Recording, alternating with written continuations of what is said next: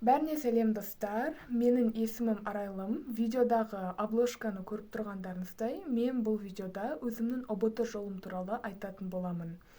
Мен 2024 жылы мектеп бітіріп, ұлттық бірыңғай тестілеу тапсырдым.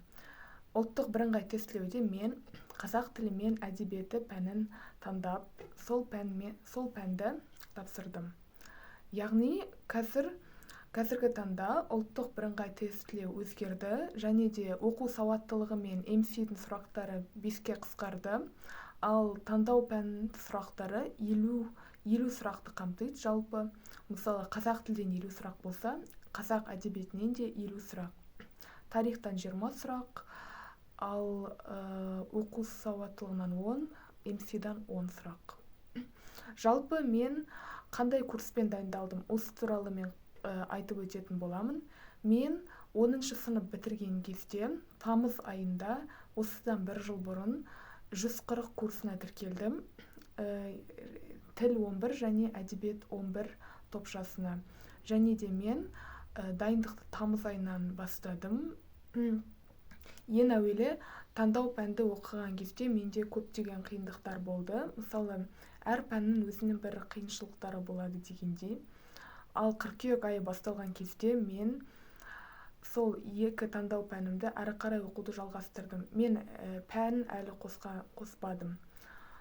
Содан кейін мен әдебиет пәнінде 2 ай оқып, ол пәннен шығып кетуге тура келді. Себебі оған өзіндік бір себептерім болды.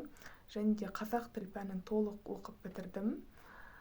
Ал қараша айында МС-дан курс алып, солай МС курсын оқып бітірдім. Жалпы мен өзім математикаға өте жоқпын, сол себепті математиканы жеп көрем. Мен МС-дан өте қатты қиналдым. ұбт-да әрдайым 5 балл, 6 балл, ал ең соңғы ұбт-да мен МС-дан 7 балл жинадым. Мен тіпті өзім де білмеймін, қалай 7 балл жинағанымды. Мен үшін ең оңай пәндердің бірі ол оқу сауаттылығы. Себебі оқу сауаттылығында барлық сұрақтардың жауаптары мәтінде беріледі. Мысалы, бір мәтінді оқисың, сол мәтінде осы жауабы бар сұрақты тап деген секілді сондай форматтағы сұрақтар келеді. Ал көбінесе таңдау пәндерден менің байқағаным, әлгі сәйкестендіру тапсырмалары көп келеді. Мысалы, олар 2 баллды қамтиды. Ал тарихтан жалпы мен 5 ай курс алып оқыдым. Желтоқсан айында тіркелдім және мамыр айына дейін курс оқыдым. Тарих пәні маған басында қиын болып көрінетін, бірақ та мен курс алып оқығанның арқасында тарих мен үшін өте керемет пәндердің бірі болды. Мен тарих пәнін жақсы көріп оқыдым. Сол себепті тарихтан қатты қиналған жоқпын. Жалпы мектептегі іс-шаралармен қатар ұбт-ға дайындықты қатар алып жүру ол әрине өте қиын. Кей кезде шаршайсың, мүлдем дайындалғың келмейді, тіпті дайындалуға ешқандай шабытым болмайды, яғни желанием болмайды.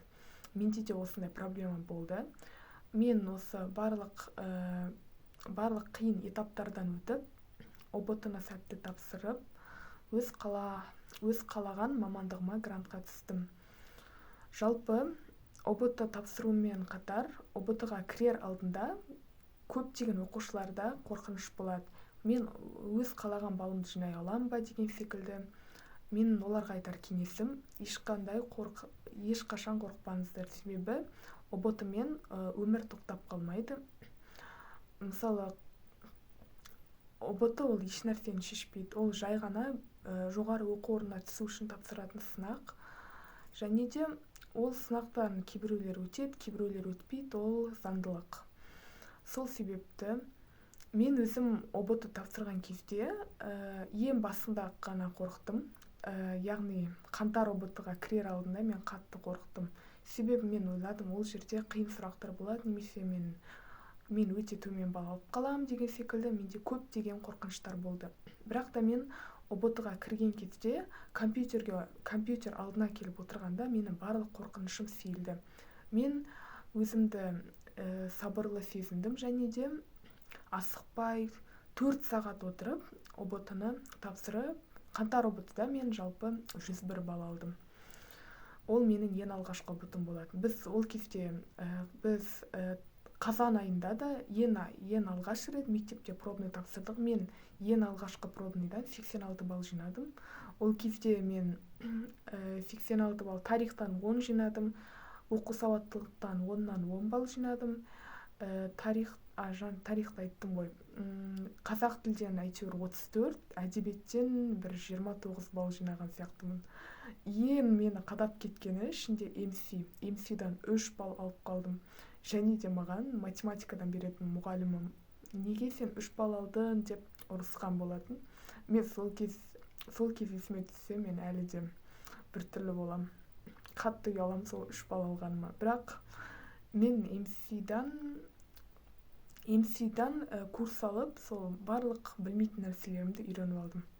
Жалпы өзім математикаға жоқпын, тек гуманитарлық пәндерді оқыған ұнайды. Ал қазан айында 86 балл жинадым, және де мен прогресс 20 балға ғана көтерілдім. Яғни екінші нағыз ұбт-да мен 106 балл алдым. Жалпы мен ұбт тапсырып болғаннан кейін 4 универді таңдау үшін егов сайтымен сол 4 универді таңдадым. 4 универ таңдағанда қателеспеу керексің. Мысалы, менің балым 106 болды, және де ол менің мамандығыма жеткен жоқ. Өйткені қазақ тілі мен әдебиет пәні мұғалімдерін даярлау, ол қазіргі таңда 121 балға көтерілді, шекті балл. Сол себепті мен шекті баллды жинай алмадым. Бірақ та педагогикалық квотамен мен өз қаламдағы университетке грантқа түстім. Жалпы грантқа өтініш берер алдында квоталардың барлығын білген жөн. Мысалы, педагогикалық квота болады. Әр универда белгілі бір гранттар саны ойнатылады. Сонымен қатар көп балалы квота, тағы да басқа квоталар бар. Сол квоталарды қарастырған дұрыс. Және ең тиімді квота ол ауылдық квота. Мысалы, мен өзім ауылда тұратындықтан менде ауылдық квота бар.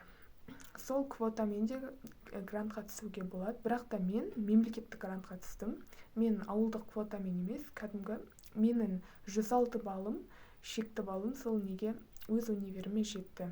Және мен өз арманымдағы университетке грантқа түстім. Жалпы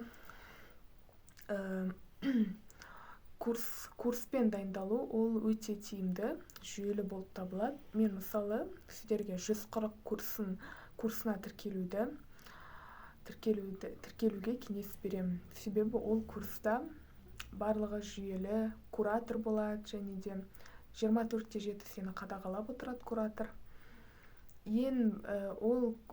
Жалпы 140 курсында ең маңызды нәрсе онда практикалық сабақтар болады, және әр апта сайын, мысалы, сенбі күні сабақ тапсыру болады. Сабақ тапсыру қазіргі таңда 10 сұрақ болады, және көзіңді жұмып тапсырасың. Сол ең тиімді шешім. Мен бұрындары сабақ тапсыруда қатты қорқатынмын, себебі көзімді жұмған кезде бүкіл есімнен шығып кететін. Бірақ та кейін мен үйрендім бұл нәрсеге де. Адамдар бәріне үйренуге болады. Жалпы ұбт-ға дайындық кезінде, мысалы, мектептегі достарын немесе сыныптастарын кездесуге, туған күндерге шақырса бара алмайсың. Ең өкініштісі осы. Соңғы жыл болғандықтан сыныптастармен көп уақыт өткізгің келеді, бірақ та сенде ұбт деген үлкен сынақ алда күтіп тұрады. Менде де сондай ситуациялар болды. Мысалы, туған күндерге барған кезде менде кешкі сағат 8-де немесе 9-да практикалық сабақ болады да, мен олармен қоштасып, яғни сау бол деп айтып, үйге кетіп қалатынмын. Менде көптеген ситуациялар болды. Мен көбінесе сыныпта тұйық болғандықтан ешкіммен, менде тек аз ғана достар болды, және де мен тек оқуға ғана көңіл бөлетінмін. Мен үшін грантқа түсу ол өмірімдегі ең басты бір маңызды нәрсе болды. Өйткені грантқа түспей қалсам, мен үшін өмір тоқтап қалатындай болып көрінді де. Мен сол үшін барымды салып, талпынып, оқып, грантқа түсуге тырыстым. Мен үшін ең қиын кезең ол ең соңғы қоңыраудағы вальс билеу болды.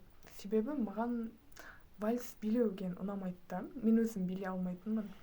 Биге икемім жоқ болатын. Бізде 25 мамыр күні ауа райы өте қатты суық болды, және де барлығы мектеп алдында болған кезде барлық оқушылар тоңып қалды. Мен де тоңып қалдым. Және де вальс билеген кезде мен мүлдем дұрыс билей алмадым десе де болады. Өйткені сол вальске дайындық, қаншама дайындыққа барған кезде барлық ойын сол вальске бөлінеді да. ұбт-ға мүлдем дайындалғың келмейді.